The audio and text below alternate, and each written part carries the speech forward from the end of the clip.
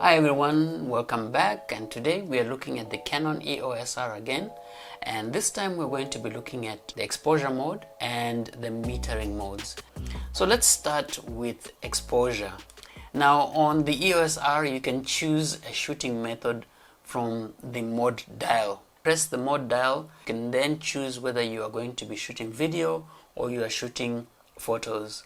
And in each of those modes, an exposure mode is available, and that basically tells the camera how it is going to determine the correct exposure to use. So these exposure modes range from fully automatic, when the camera makes all the decisions for you, to fully manual, where you make all the adjustments necessary for a good exposure yourself. In the other modes, the camera allows you to choose at least one setting to control manually, and then it decides what the remaining settings should be given the ambient light and flash if you're using one. When you're in photo mode, you can now choose between 7 auto exposure modes.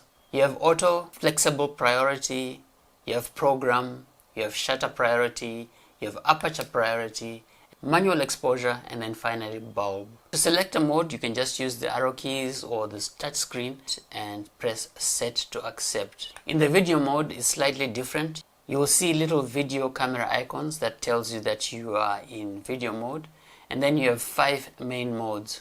You have auto, program, shutter priority, aperture priority, and manual. First of all, you have manual, and you select manual when you want full control over the shutter speed and lens opening or aperture. So you control everything. The next one we look at is the AV or aperture priority. And you want to choose aperture priority when you want to use a particular lens opening. And this is true especially if you want to control something that we call depth of field, or how much of your image is actually in focus. Wider apertures create a shallower depth of field. So something like a 2.8 will give you a shallow depth of field. That means the foreground is out of focus and the background is out of focus and your subject stands out.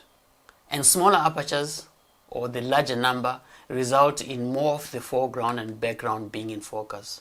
So you would want more blur when you want to isolate your subject from the background, and smaller apertures for things like group photos and landscapes or cityscapes where everything needs to be in focus. The camera will then select the appropriate shutter speed for you. The next mode that we want to look at is the shutter priority. And shutter priority, as the name implies, or S on most cameras, lets you control the shutter speed or the time the shutter is open when you take a photo. On the Canons, it's denoted as TV. On other cameras, it's just S. And on Canons, TV stands for time value. So this mode is useful when you want to use a particular shutter speed. So if you're shooting sport or fast moving subjects, you want to be able to control your shutter speed so that you can freeze that motion and you don't get blurry images. But sometimes you want to actually have that blur and use it creatively. And so you use slower shutter speeds to create that blur. When you choose a shutter priority, the camera will then select the appropriate f-stop or aperture for you to get a good exposure. So higher shutter speeds, like I said, are necessary in activities such as sport to freeze the action, otherwise you get blurry smeared images.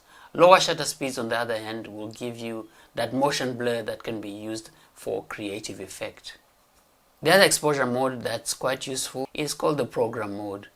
And this mode basically acts like full auto, but with the option for you to fine-tune what the camera decides by giving you control of 3 things: exposure compensation, ISO, and flash compensation. So basically you shoot as if you are in auto mode, and if you don't like what the camera gives you, then you can tweak it using those 3 parameters to increase or decrease your exposure.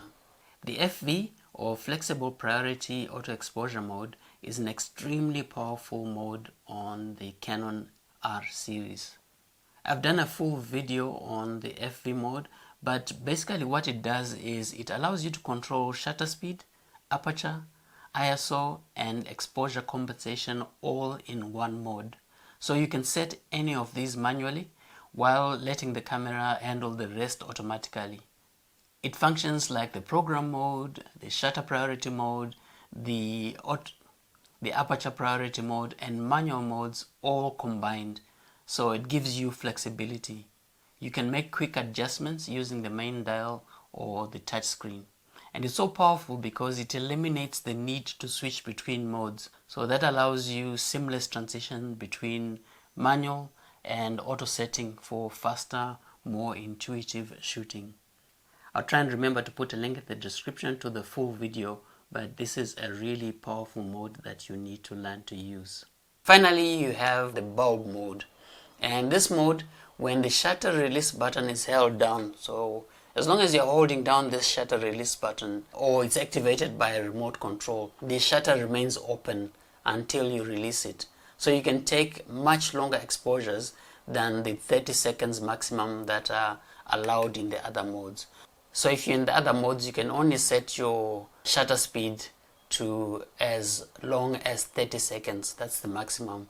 So those are the exposure modes. Now the metering mode on a camera refers to the method the camera uses to measure the brightness of a scene in order to determine the optimal exposure settings.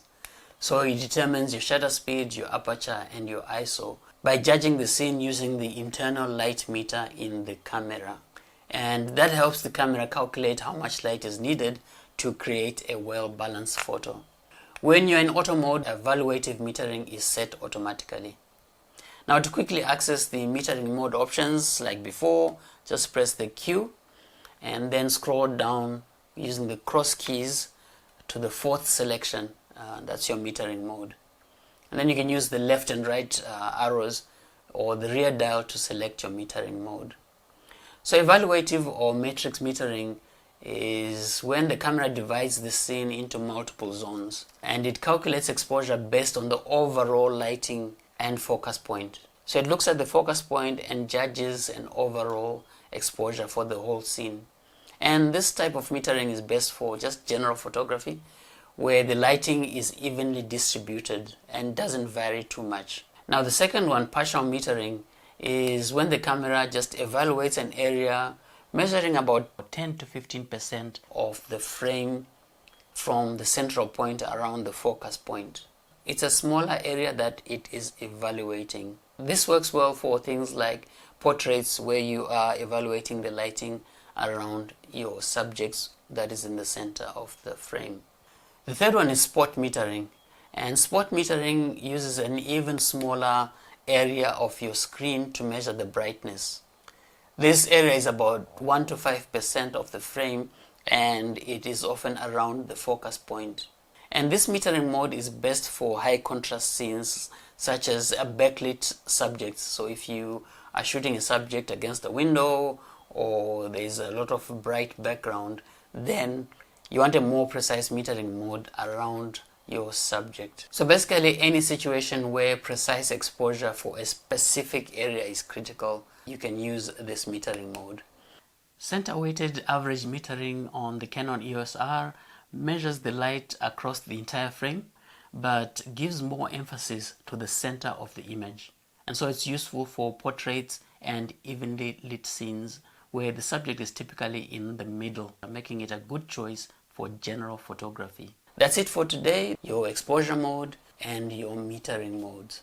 If you're getting value from these basic photography tutorials, go ahead and subscribe, like and share and hit the notification bell so that you don't miss any of these tutorials. See you in the next episode.